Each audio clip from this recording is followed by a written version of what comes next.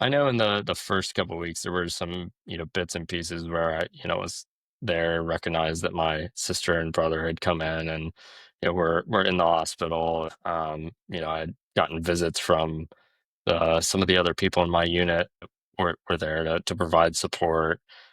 I don't distinctly like remember exactly, what we discussed or talked about in any of those situations, but I do remember those instances. I think the account from everybody else was just I was so, hopped up on pain meds that, I was just in and out of it and just, kind of lost. I was just, there.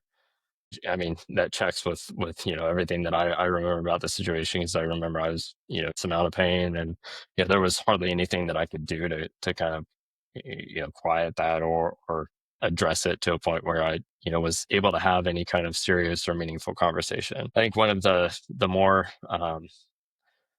the first conversation that I think I remember having with anybody that showed up was it was Quad A week in Nashville, which was the Army Aviation Association of America's big annual convention that they generally have at Opryland, and so all the aviation community people generally come in, and that week was maybe 2 weeks after my accident, and one of the guys that came in to visit me in the hospital was a guy that had basically charted the path for Army aviators to return to duty or return to flight status after becoming amputees.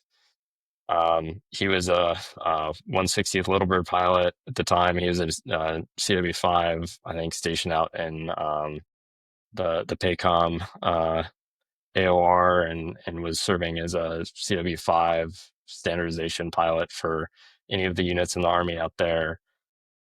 But his story, what he was able to share with me, the inspiration that he provided in that moment, kind of planted the seed for me of like, okay, this is something that I can come back from. This is, what I'm going to make my mission at this point.